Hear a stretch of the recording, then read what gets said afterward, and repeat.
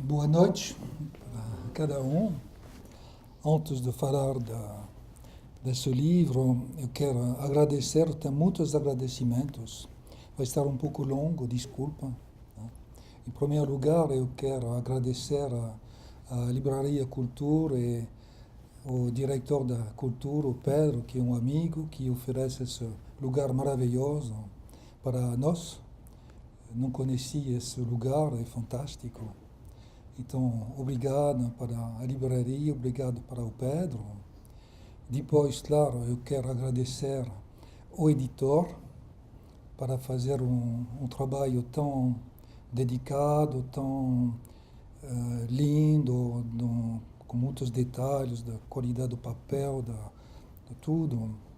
E, em segundo lugar, porque é a mesma pessoa, eu quero agradecer não o editor, mas o tradutor, porque o Américo que fez a tradução do meu texto e a tradução do texto do Percival, você já falou, a Marley, que os dois é uma longa caminhada comigo, que conhece muito bem meu pensamento, então eu tenho toda a confiança em ligação com tanto a tradução do livro do Percival que a tradução desse livro.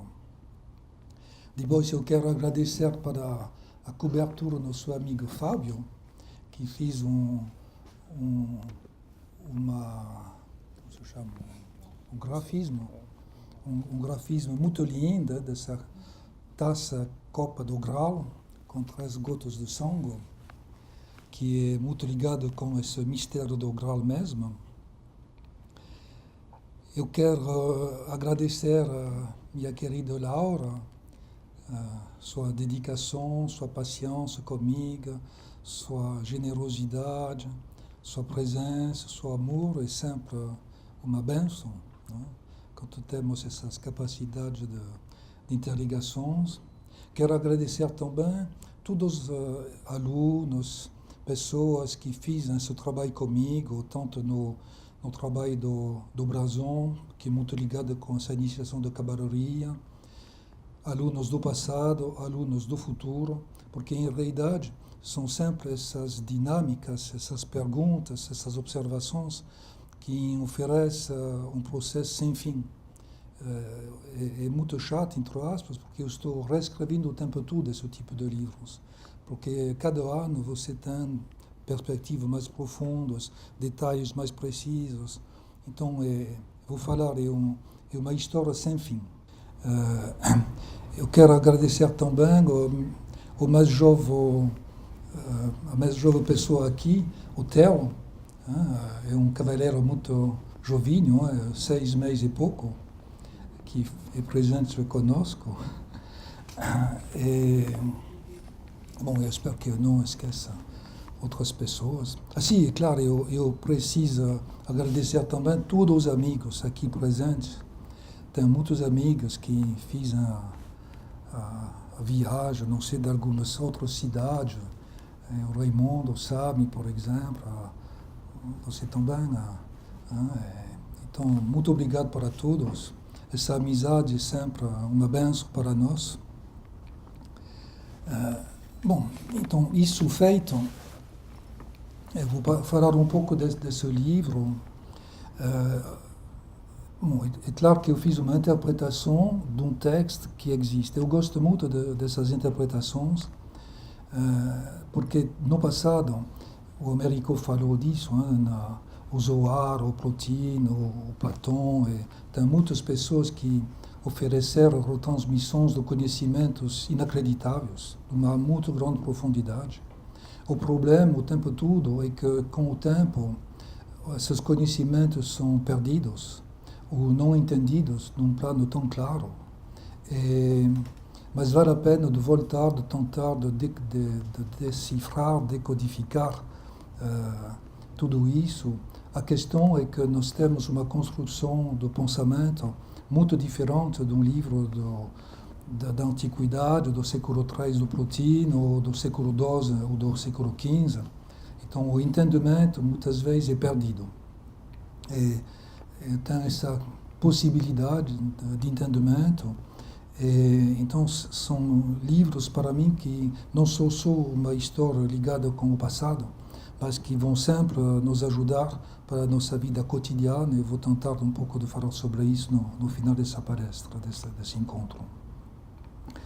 Para falar desse livro, eu acho interessante falar, em primeiro lugar, de qual é o autor, o que foi esse livro, que é, de facto, um livro inacreditável, que não é valorizado, infelizmente, como ele deveria ser.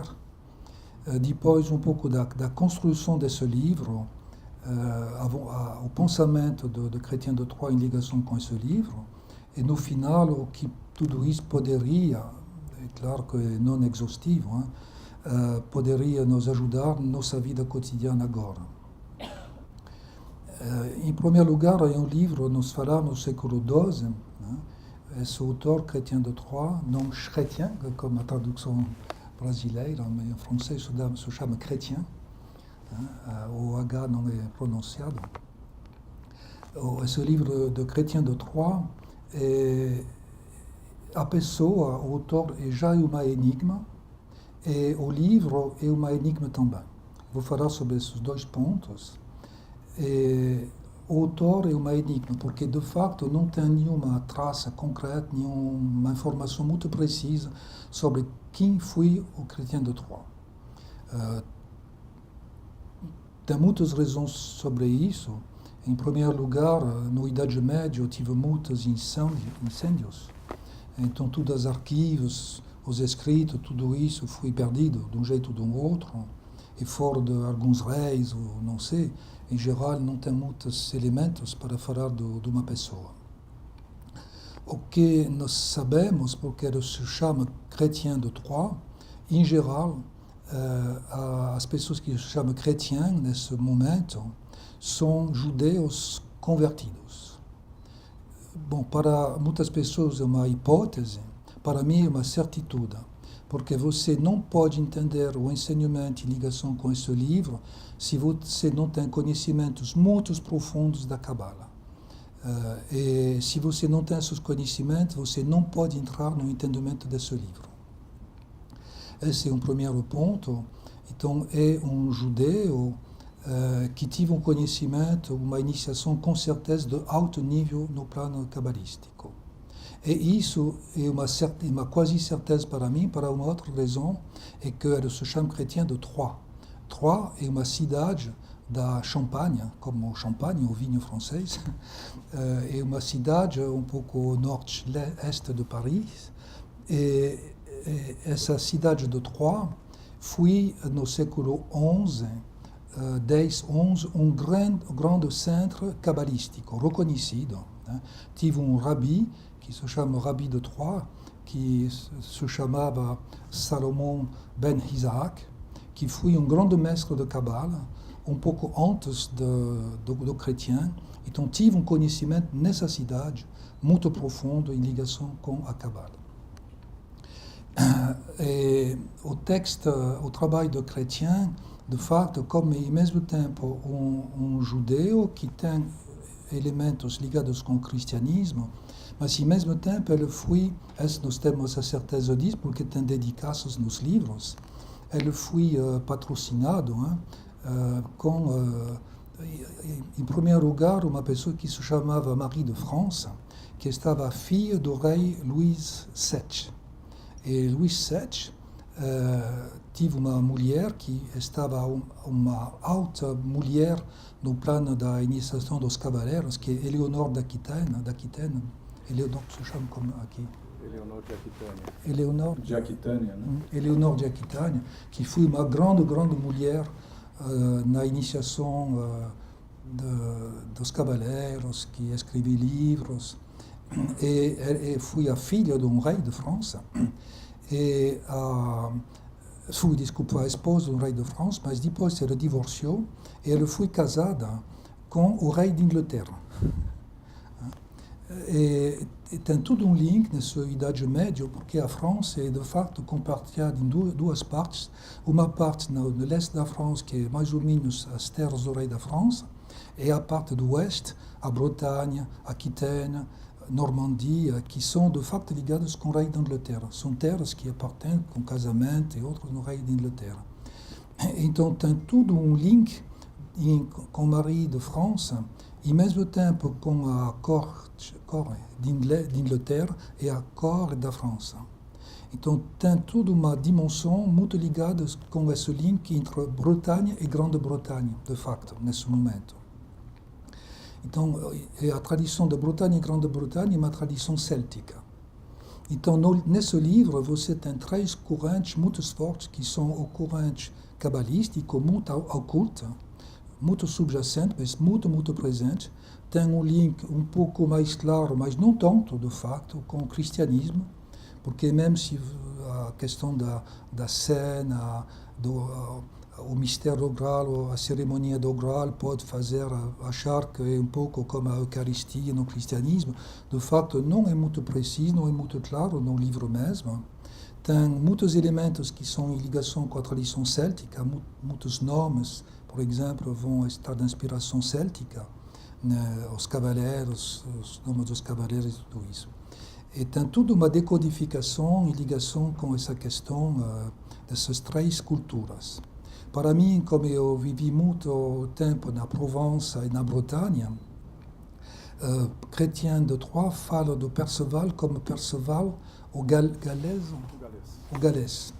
E muitas vezes tem um link com o país de Galo. Né? Essa, para mim, é uma interpretação totalmente falsa. De Gales. Então, na Inglaterra. É uma interpretação totalmente falsa, porque na história mesmo que vai escrever Chrétien, ao momento ele fala do Rio da Loire, que é no beiro da Bretanha, e tem um lugar onde estava morando mesmo, que se chama o país galo, que é a mesma raiz que galês. Então tem um lugar mesmo que existe na França, que existe sempre agora, que é nas margens, no link entre a Bretanha e os países de língua romana. A Bretanha estava da língua céltica e do outro lado estava uma língua romana. Chrétien de Troyes escreve em língua romana. Essa vai fazer parte da história em ligação com esse livro. Então, tem muitos elementos de inspiração, de facto, transcultural. E isso é um momento muito específico da história da França, esse link transcultural, porque 40, 50 anos depois, no meio do século XII, vai aparecer a Inquisição, os tribunais da Inquisição, que vão, de facto, proibir todo esse tipo de links que são oferecidos lá nesse momento da história. Por exemplo, um pouco mais tarde, mas antes da Inquisição também, tem muitos continuadores, vou falar porque tive continuadores desse livro, do Perceval. Tem muitos continuadores, um deles, que é muito conhecido, talvez mais que Chrétien de Troyes, é von Eschenbach. E von Eschenbach escreveu um Parsifal, que é muito conhecido na Alemanha, muito usado para os antropólogos agora, por exemplo, que é um livro que foi escrito 30 anos depois do Chrétien de Troyes, mas que tem um link um pouco diferenciado. Eu acho o livro do Chrétien de Troyes muito melhor para mim, desculpa, para o outro autor, porque Chrétien escreveu um livro em versos, de 9.000 versos. Esse de von Eschenbach tem 30.000. Então, um livro muito maior, muito mais pesado. E eu acho que, mesmo se tem uma grande profundidade nesse outro livro, perde um pouco o sentido mais profundo da iniciação e do entendimento. Continuando e finalizando sobre o Perceval, do Chrétien de Troyes, Chrétien de Troyes, de facto, ele escrevia alguns outros textos anteriores. Tem alguns textos perdidos, mas tem 5 no total que foram conhecidos e que se encontram agora mesmo. O Perceval, o Segredo, a Romance do Graal, é o último que ele escreveu. E esse último que ele escreveu tem uma lenda que continua até agora, que é que esse texto nunca foi finalizado. Porque o Chrétien de Troyes morreu antes de finalizar esse livro. Então, cada vez você tem continuadores desse livro. Tive continuadores muito pouco depois, 10, 15 anos depois. Tem 5 continuadores muito conhecidos na França, tem esse Dauphin de Schönberg também. Mas por que tive continuadores? Porque nas aparências, se você faz a leitura do livro que traduzi a Marly, esse livro, nas aparências, não tem fim. Ele não tem fim porque no final da história de Perceval, parece que vão atingir o fim do texto. Parabéns, porque tem 500 páginas, vai precisar de forças de leitura, mas você vai ver que nas aparências é um fim que não tem sentido. É o inverso do que você poderia acreditar com um fim de romance, um fim do caminho espiritual, porque é um momento onde você encontra o Perceval nas aparências totalmente perdido, ele não sait o momento onde ele está, ele não sait onde ele está, então ele perde todos os repères do espaço e do tempo. As referências ao espaço e do tempo, mas em realidade tem muitos elementos simbólicos que devem estar entendidos. Porque um pouco antes, ele vai entrar no Castelo do Graal. E esse Castelo do Graal, para atingir este Castelo do Graal, você deve precisamente sair do espaço e do tempo. As iniciações dos grandes mistérios são em ligação com a saída do espaço e do tempo. Então, de facto, não é anormal que você encontre isso. A questão é sempre nossas referências. Então, em realidade, quando você segue todo o caminho de Perceval, o livro oferece uma coisa que é inacreditável, porque o que é Perceval? Perceval é, de facto, o que poderia ser simbolizado, representado para essa questão da alma espiritual. Essa alma espiritual é em ligação com o divino.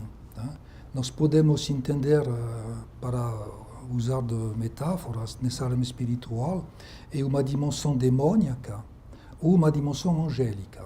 Vai depender do que você faz com isso. Como o Baphomet, por exemplo, em alguns outros textos. Porque na descida é uma força que vai na direção das trevas. O mundo divino que vai na direção da manifestação, da separação. Então, a separação entre os mundos, que faz parte do nosso mistério interior, esse processo de separação vai criar diferentes espaços e tempos, diferentes níveis de realidade. E o livro mostra isso. Ele mostra todo o processo de descida da alma espiritual até o mundo físico, como isso acontece. O mundo físico é em ligação com a corte do rei Arthur, a corte do rei Arthur. A raiz Arthur, Arts, significa urso, e faz referência na urso maior, a grande urso, que é o ponto da cima do axis mundi, que faz a separação entre a dimensão da criação e o mundo divino. Então, a manifestação física e as dimensões mais ocultas, mais interiores. Depois, o livro mostra todo o processo da subida até o Castelo do Graal, como isso acontece, qual é o processo da liberação dessa alma espiritual, e isso é todo o processo da iniciação dos cavaleiros, que de facto são os pequenos mistérios da tradição órfica, e em ligação com uma dimensão psíquica, e todo o processo de transformação psíquica que nós precisamos encontrar dentro de nós. E no final, o livro fala da descida final, que é a iniciação real dos reis, e a iniciação dos grandes mistérios. Essa é muito mais complicada e clara de entender, porque é uma iniciação que é fora do espaço e do tempo e que precisa liberar alguns elementos ontológicos de separação. Esse é o caminho de Perceval. Do outro lado, Chrétien insiste, já ao início da introdução, ele usa muito dessa visão da mão direita e da mão esquerda, e o que ele mostra é muito sutil e vai acontecer no texto mesmo. amant direct, que de facto é Perceval, é uma mão em ligação com a caridade, com a bondade, com todo o processo do caminho interior, mas que é uma dimensão muito discreta, muito segreda, muito sutil, com uma grande simplicidade. E do outro lado, tem a mão esquerda, que é do orgulho, poderíamos falar agora do ego, e essa dialética entre a mão direita e a mão esquerda, claro que é um livro do século XII, poderia estar entendido agora como a dialética, ou a ligação, ou a não ligação, entre o consciente, que de facto é toda a nossa projeção da direção do mundo exterior, que é a história do Gauvin, e o inconsciente, que é o mistério mesmo de nossa própria interioridade. E de facto, você vai ver essa dialética o tempo todo nesse livro. Essa mão direita não vai saber o que faz a mão esquerda e vice-versa. Então, nas aparências, são duas histórias muito separadas. Uma é a contraface e a antítese da outra. Então, com Perceval, você vai encontrar todas as informações de como um processo interior acontece, a liberação acontece, mas essa liberação é numa visão, como falar, totalmente contraditória com o que nós achamos que é a liberação. Porque nós achamos que é a liberação com nossas próprias referências, visões e ligação com a dimensão egótica e da consciência. Mas, de facto, nós somos enganados para a consciência com nossas representações, crenças, projeções, identificações. Então, o tempo todo, você vai acreditar no livro que Perceval é um gênio, uma crença, quase crença, um pouco rústica, um pouco impulsiva, um pouco não sei o quê. Mas, de facto, ele vai o tempo todo conseguir, porque você veja o tempo todo que ele tem perguntas, que ele tem vontade, que ele tem desejo, e que ele vai transformar tudo isso em ligação com cada problemática de cada mundo, ele vai transformar tudo isso. Então, é o caminho da self-realization, é o caminho do autoconhecimento, e isso é muito evidente no texto, porque no texto, o início, Perceval não tem nome. E pouco a pouco, por exemplo, o início ele é o filho da viúva. Depois ele vai estar o ingênuo. Pouco a pouco ele vai estar o cavaleiro, quando ele vai ter a capacidade, a dignidade de receber a iniciação dos cavaleiros, etc. E até o momento, depois da saída do Castelo do Graal, onde ele vai encontrar seu nome verdadeiro, que é uma revelação divina. Você não encontra o nome, a identidade verdadeira, achando que é isso. É sempre um processo de autorrevelação, um processo de autoconhecimento que vai. É uma graça que nós podemos receber. Então, o tempo todo é um caminho de desapego que, para a consciência, é um caminho do louco e da loucura. E no final, você vai ter a imagem mais de um Perceval não realizado, um pouco como o louco da carta do Tarot, é o louco mesmo. Então, se é isso a finalização da iniciação, não vale a pena. É muito melhor estar na cima da montanha, com uma grande roupa branca, com um poder maravilhoso e tudo isso. Mas não é isso, a liberação. E no inverso, o Gauvin é totalmente em ligação com nossos comportamentos. Porque o Gauvin vai mostrar o tempo todo o jogo das identificações com o mundo exterior, o jogo do ego, o jogo da sedução, o jogo do poder e tudo isso. Mas nas aparências é uma pessoa que tem sucesso para tudo.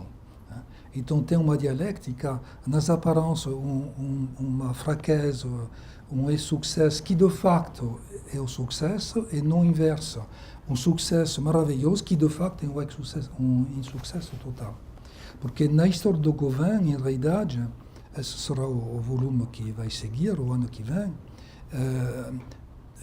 a história do Gauvin vai mostrar como nós somos enganados com essa questão do que se chama queda, as separações ontológicas, E como tudo isso vai ter consequências na vida física, tem capítulos que mostram de um jeito muito claro tudo isso, como nós somos sempre escolhendo as coisas que não têm nada a ver com a nossa realidade interior, para sempre nutrir a vida exterior, mas essas identificações com a vida exterior vão ter consequências enormes, porque ao momento do texto, Gauvin vai morrer, a morte real. Mas a história continua, e por isso também que esse livro, nas aparências, não tem fim. Tanto para o Perceval quanto para o Gauvin. Porque ele vai morrer, mas a vida continua. Então, como a vida continua post-mortem, e você vai ver todos os impactos, as consequências desses... Continua depois da morte. Sim, depois da morte, a vida continua, e tudo que ele construi na vida existencial, você vai ver de um jeito muito claro como tudo se inversa com o jogo de espelhos. E o que ele acredita luz se transforma em trevas, então ele vai encontrar a sombra, ele vai encontrar um duplo entenebrado e tudo isso. E de facto, a finalização do livro é sobre a metempsicose. Perceval estava com certeza com essa visão das eternas voltas, dos ciclos, dos eternos retornos, um pouco como a visão platônica, e como muitas outras pessoas. Então, é claro que não tem fim, porque a vida continua o tempo todo. Então, em realidade, esse livro não foi decodificado sobre mais de 800 anos, porque você veja o tempo todo, se você abre os computadores para ver na literatura francesa, é o primeiro livro, não falei disso, o Perceval de Chrétien, o Perceval de Chrétien é o primeiro livro da literatura francesa, de facto. É o primeiro livro que fala do grau. É um livro que foi um gênero literário sobre centenas de anos, porque é o primeiro que vai dar toda a inspiração dessas romances, dessas buscas dos cavaleiros, do grau, e tudo isso sobre 200 anos. Toda a literatura em ligação com esse livro fundador. É um livro que é escrito para uma criança. Esse é fantástico também, porque a pessoa que patrocinou esse livro, que é Philippe de Flandre, estava o padrinho do futuro rei de França, Philippe Auguste. Então é um livro que é escrito para um rei. Então você veja a dimensão que ele tem. É um livro considerado há 850 anos como não finalizados. Mas em realidade ele é finalizado sobre duas histórias sem fim. E, para mim, em primeiro lugar, o entendimento desse livro oferece de entender muito melhor quais são esses dois eixos. Um que é o que é uma busca espiritual mesmo, porque essas dimensões são muito perdidas agora. E, do outro lado, como nós podemos nos enganar em ligação com todas nossas crenças e representações. Porque muitas pessoas que estão dinamizando um trabalho de busca espiritual são trabalhando sobre a questão da consciência, mas a consciência é a queda mesma. Para estar consciente é um processo de separação. Se eu estou consciente de vocês, é que eu sou capaz de fazer a separação entre vocês. A separação é a língua da cobra, da serpente. O que faz a unificação, o trabalho interior, é entrar no contato com a dimensão do inconsciente. Mas isso, para a nossa consciência, é nada. Não existe. É o vazio. Mas, em realidade, o trabalho mesmo é como criar as pontes entre o consciente e o inconsciente, para pouco a pouco fazer que essa dimensão do inconsciente, que de facto é o lugar da inteligência e da sabedoria dentro de nós, dessa alma espiritual, vai ter a capacidade de falar conosco, com nossa consciência. Esse é o trabalho interior mesmo. Então, em primeiro lugar, esse livro fala de como essas fases, essas etapas vão estar construídas, quais são os grandes desafios de cada plano. E, do outro lado, é toda a questão de nossos enganos, de como nós somos construídos com crenças, representações, acreditações, pressupostos, pré-julgamentos, o tempo todo, que é essa questão da construção da consciência, a visão psicológica, psicanalítica, fala muito disso, mas lá você tem um texto do século XII que é uma pré-psicologia, uma pré-psicanálise dessa visão, desse entendimento. E como tudo isso, esse é fantástico no livro, como tudo isso vai ter consequências na vida pós-mortem, com essas questões dos reflexos. Pós-morte. Sim, pós-morte. Então, como esse livro poderia ajudar no mundo presente? O livro do Chrétien de Troyes, eu falo, porque foram 2 volumes para mim. Em primeiro lugar, é esclarecer toda essa dinâmica do que a vida é espiritual, de qual é esse processo e de como nós podemos nos enganar com nossa visão em ligação com a consciência. E como ligar, fazer a ponte entre essas 2 dimensões que precisam estar feito. Em segundo lugar, tem muitos elementos, o que eu vou falar não é exaustivo. Por exemplo, você veja o tempo todo que Perceval respeita a palavra dela.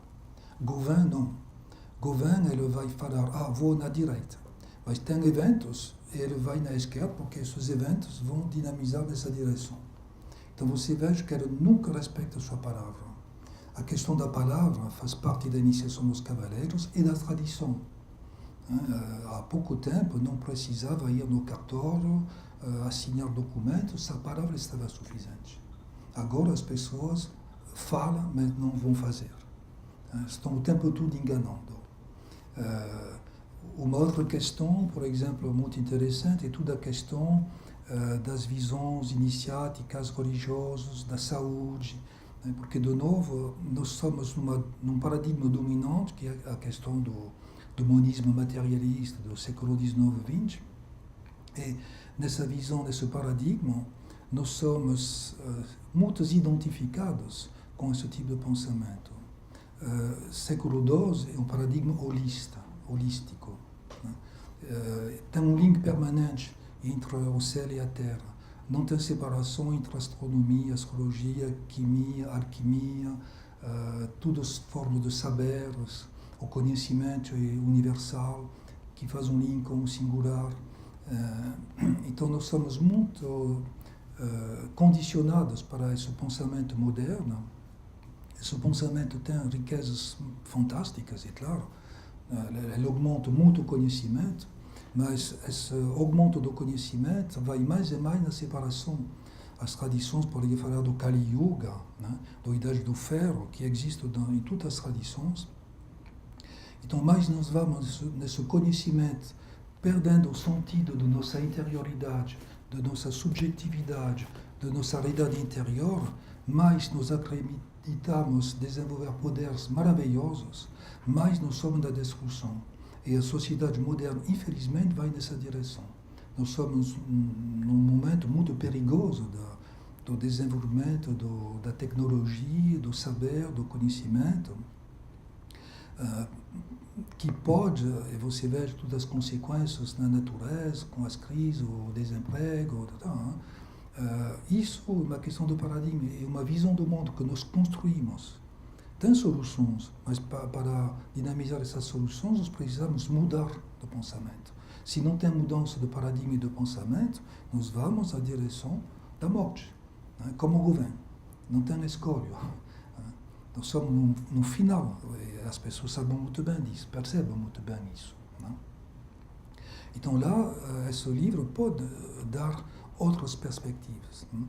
Então ele responde, de facto, com a história do governo, a uma pergunta essencial, que é o que é a vida? E o que é esse caminho da vida?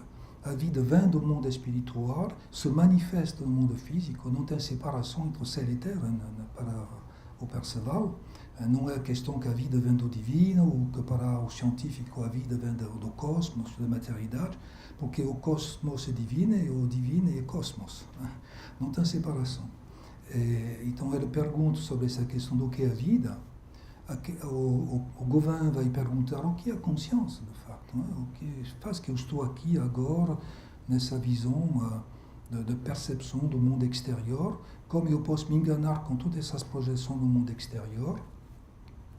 Mas, de facto, essas duas perguntas são uma única, e do que nós precisamos para conseguir realizar nossa vida, tanto exterior quanto interior. A questão é como interligar essas duas dimensões para oferecer um casamento dessas duas dimensões dentro de nós. Então, são muitas outras possibilidades em ligação com esse tipo de livro e de reflexão. Mas, bom, vou falar aqui sobre... Talvez 2, 3 perguntas. Vou parar aqui e, bom, o Américo fiz a sugestão se tem algumas perguntas. Mas obrigado da presença, da ouvida, da atenção,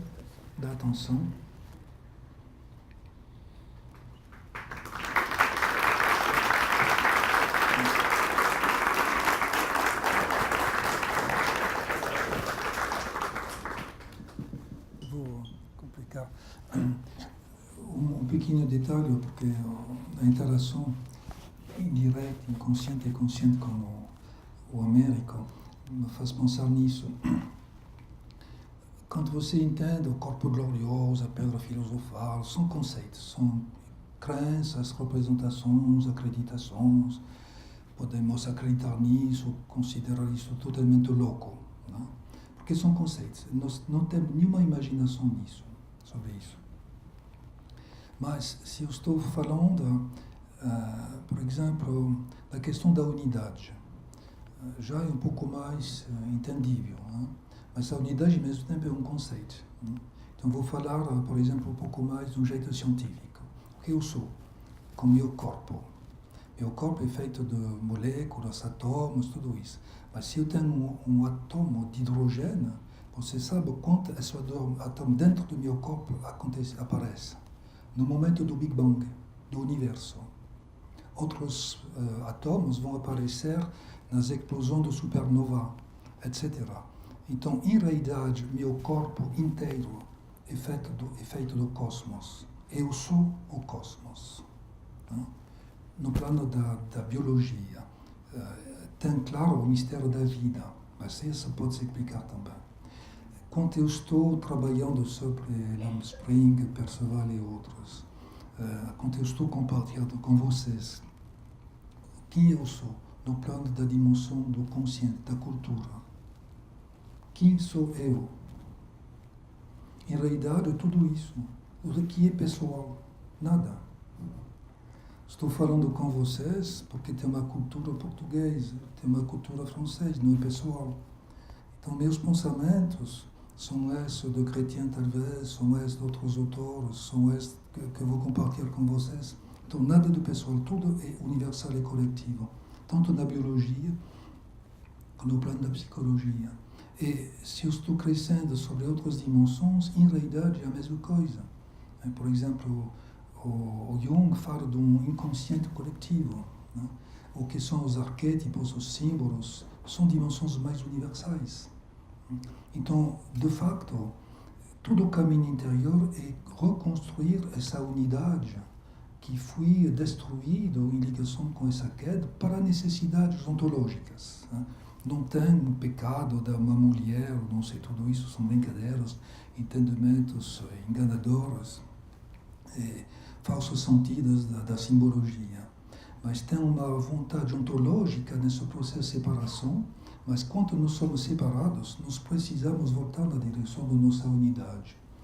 E essa unidade vai oferecer ao momento esse saber de quem eu sou, que é um autoconhecimento.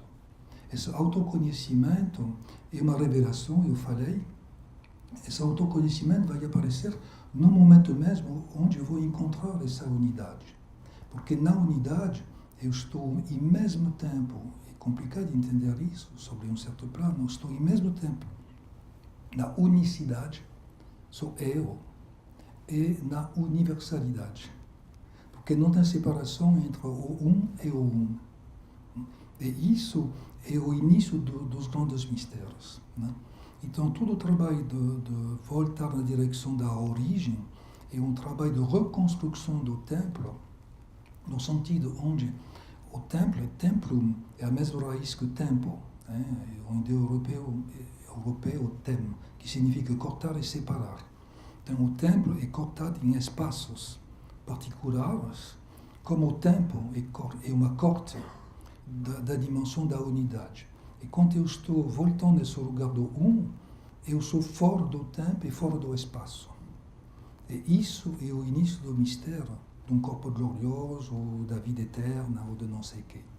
Então, você deve acreditar que isso acontece. Né?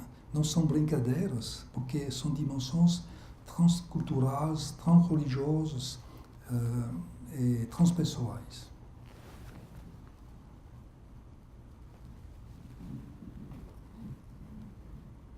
E a Betty? Até aqui, ou não, vamos fazer, se chega até onde chega. Ali avançou, né? Queria perguntar, o corpo de diamante do budismo, qual é o equivalente na Cabala?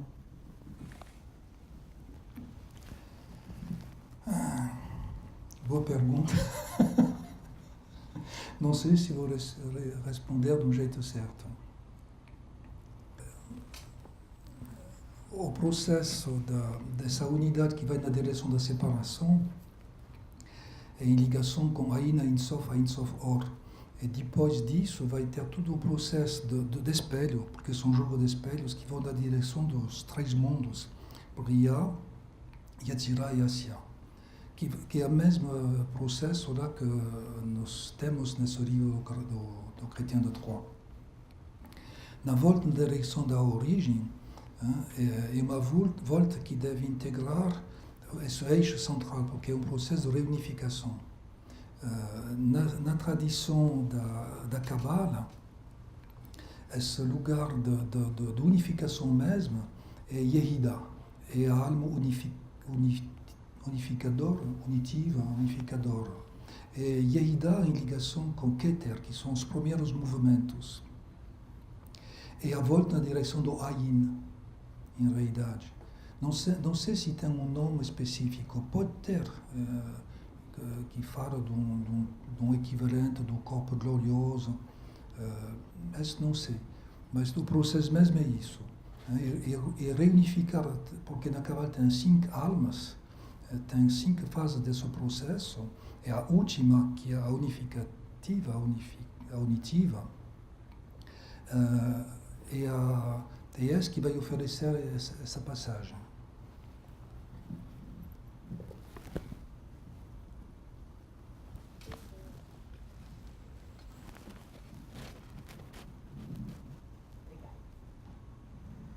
Boa noite, obrigada.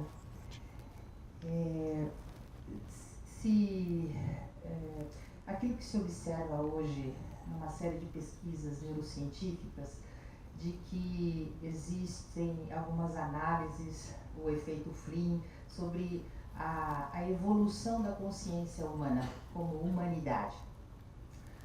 Alguns indicadores que implicam numa necessidade de cada vez mais a mente humana se familiarizar com processos virtuais, processos que vão se desvinculando dessa materialidade. Então, a minha pergunta é em relação a isso. Como você vê essa leitura de que há uma evolução da própria consciência humana? E junto a isso, por uma sincronicidade, o evento aqui ao lado é o lançamento de um livro sobre as criptomoedas, que é a virtualidade da economia, da disrupção do modelo que a gente tem hoje, inclusive de financeiro. Como é que você vê isso, essa evolução virtual e esse exercício virtual permanente da mente humana e essa afirmação de que a nossa mente evolui em termos de consciência em função dessa virtualidade?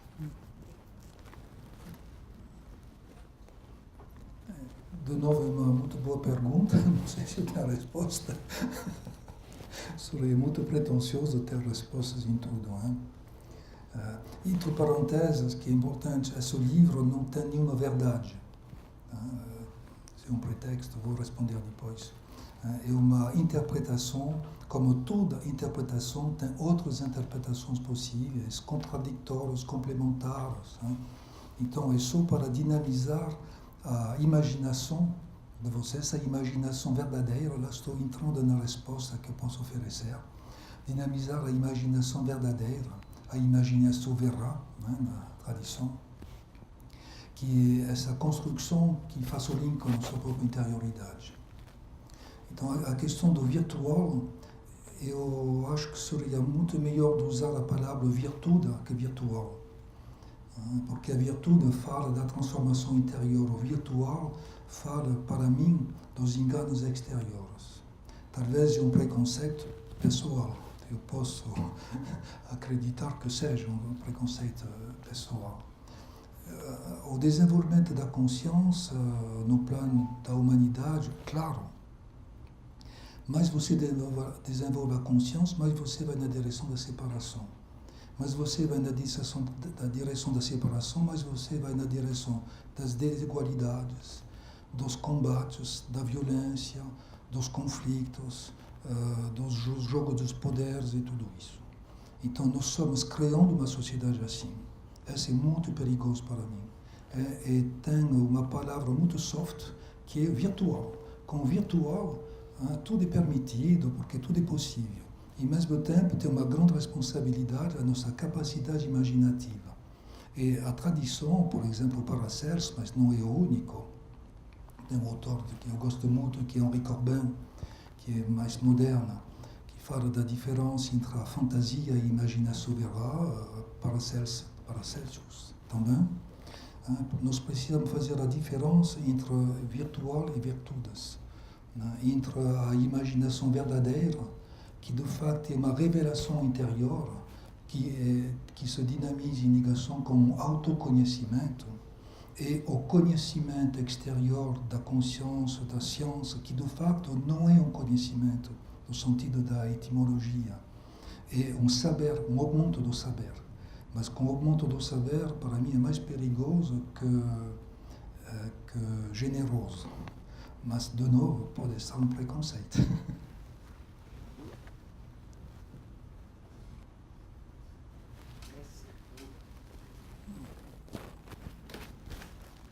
Nessa formação dos corpos, corpo glorioso, enfim, eu vi que o senhor falou na Imaginatio Vera, que é a Imaginatio Vera não fantástica, né? Que papel que tem, né, dessas passagens, como tem as fases da alquimia, qual a importância dessa imaginação?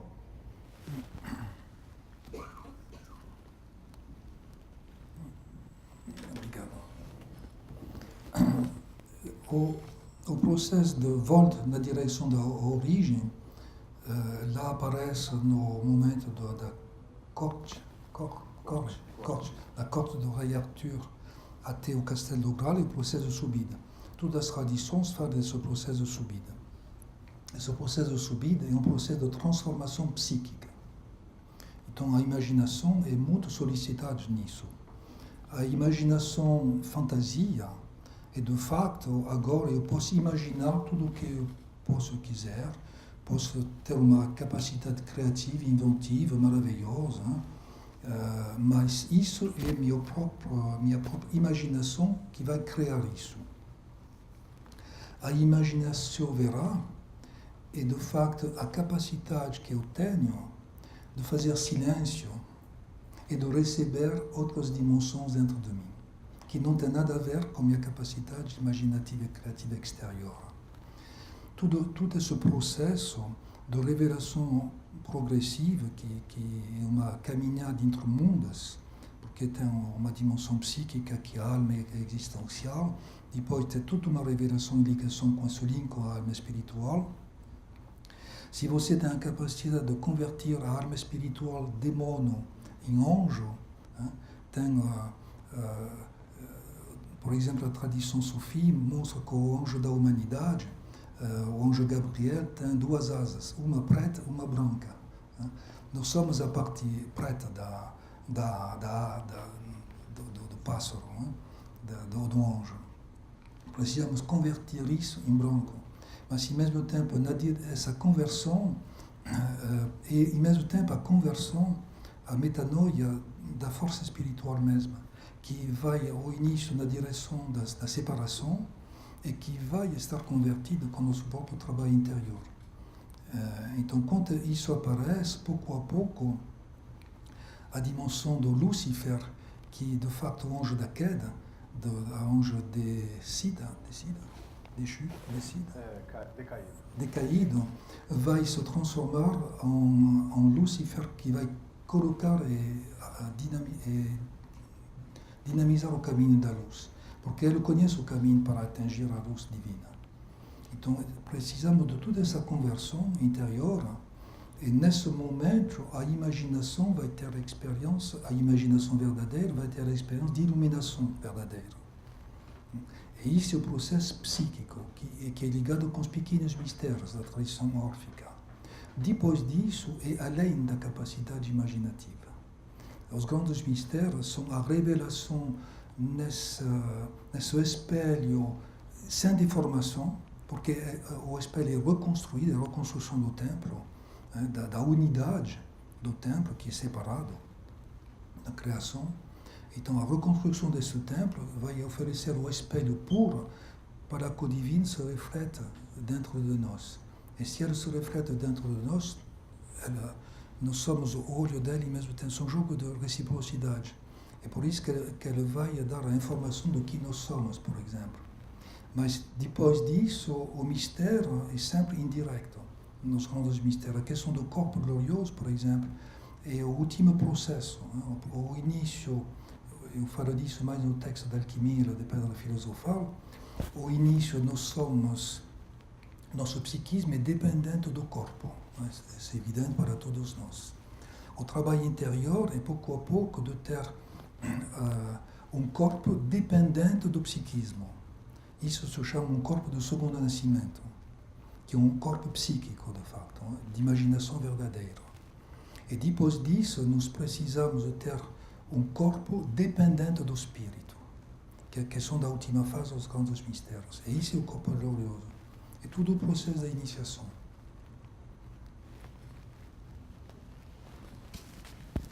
Bom, agora a gente precisa terminar pelo horário. Obrigado a todos. A gente vai servir vinho, champanhe, espumante, água.